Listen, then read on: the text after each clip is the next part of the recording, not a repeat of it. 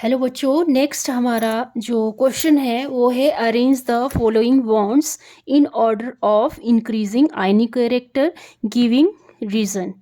ठीक है, तो हमें क्या बोला है अब हमारे पास ये बॉन्ड दिए NH FH CH OH। ठीक है, इसमें हमें बताना है आयनिक कैरेक्टर के बारे में। कैसे लिखना है इसको? इंक्रीजिंग ऑर्डर में। ठीक है, इंक्रीजिंग ऑर्डर में। तो कैसे लिखोगे इसको इंक्रीजिंग ऑर्डर में?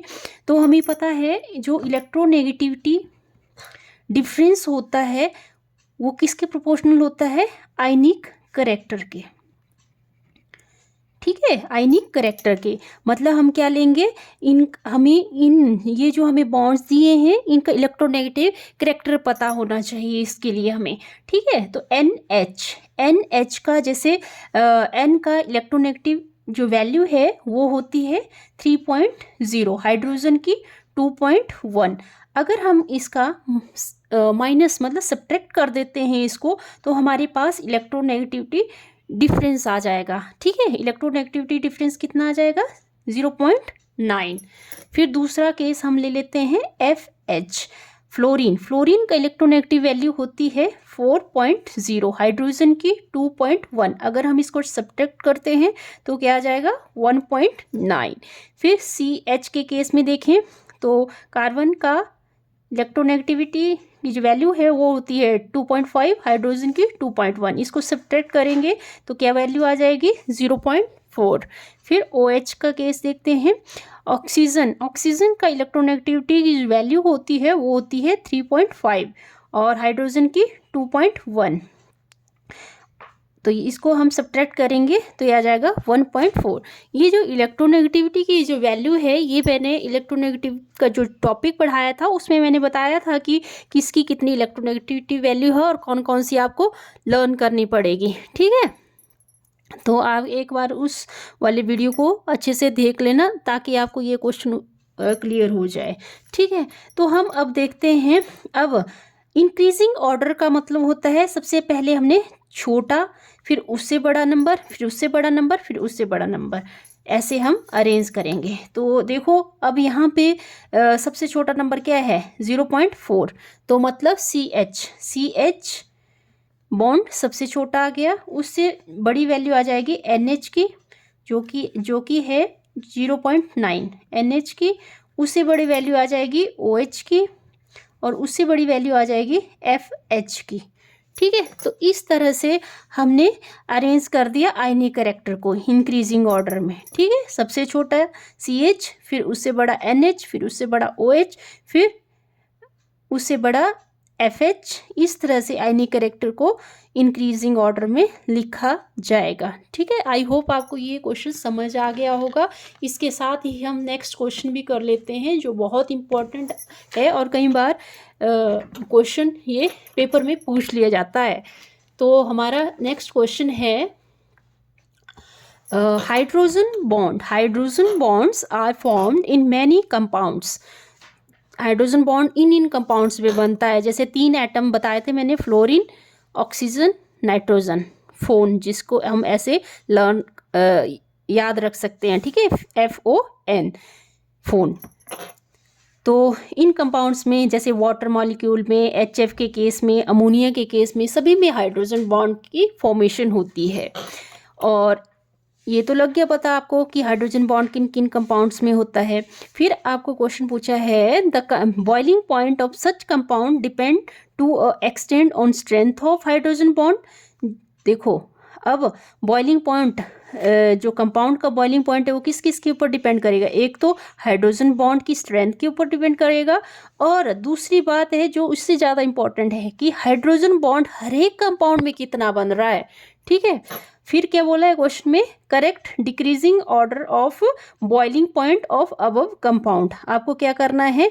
डिक्रीजिंग ऑर्डर में बॉइलिंग पॉइंट को लिखना है, ये जो नीचे कंपाउंड दिए हुए हैं। ठीक है, तो देखो जैसे हमें पता है कि जैसे बॉन्ड स्ट्रेंथ की सबसे ज़्यादा हमें पता है बॉन्ड स्ट्रेंथ किसकी होती है।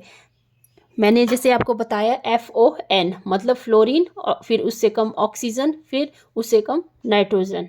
ठीक है, तो HF सबसे ज़्यादा बॉन्ड स्ट्रेंथ होती है HF की, उससे कम होती है OH की, ठीक है, और उससे कम होती है NH की बॉन्ड स्ट्रेंथ की अगर हम बात करें, ठीक है। अब दूसरा एक तो ये था बॉइलिंग पॉइंट के ऊपर ये डिपेंड करता है, ठीक है। और दूसरा क्या था कि जैसे हमें पता है अगर हम इसकी स्ट्रक्चर ड्रॉ करें, है ना, स्ट्रक्चर कैसे बनाते थे हम इसकी, मैंने ये स्ट्रक्चर बनाना भी सिखाया था आपको हाइड्रोजन बॉन्डिंग में।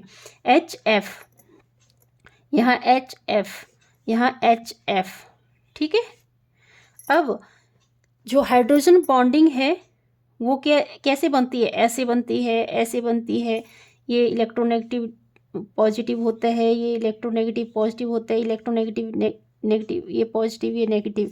तो ये जो HF मॉलिक्यूल है ये कितने हाइड्रोजन बॉन्ड फॉर्म कर सकता है, तो यहाँ पे नंबर ऑफ हाइड्रोजन बॉन्ड कितने फॉर्म कर सकता है HF, एक HF कितने हाइड्रोजन जो बॉन्ड है वो मतलब कितने हाइड्रोजन मॉलिक्यूल लिंक हो सकते हैं इस HF से, तो 2 और हाइड्रोजन मॉलिक्यूल ये HF मॉलिक्यूल्स क्या हो सकते हैं, लिंक हो सकते हैं। दूसरा केस अगर हम देखें वाटर का, तो वाटर की अगर हम स्ट्रक्चर बनाते हैं OH OH OH OH, तो यहाँ पे देखें अगर हम, तो यहाँ पे हाइड्रोजन बॉन्डिंग, ठीक है, ऐसे देखें तो यहाँ पे जो ये वाटर मॉलिक्यूल है ये क्या होता है, टेट्राहेड्रली लिंक होता है, मतलब ये क्या बनाता है water molecule 4 other water molecule के साथ हाइड्रोजन बॉन्डिंग में पार्टिसिपेट करता है, मतलब इसमें कितने नंबर ऑफ मॉलिक्यूल्स होते हैं 4, ठीक है। तो और तीसरा केस अगर हम देखें अमोनिया का, तो अमोनिया का स्ट्रक्चर भी बताया था मैंने, NHH,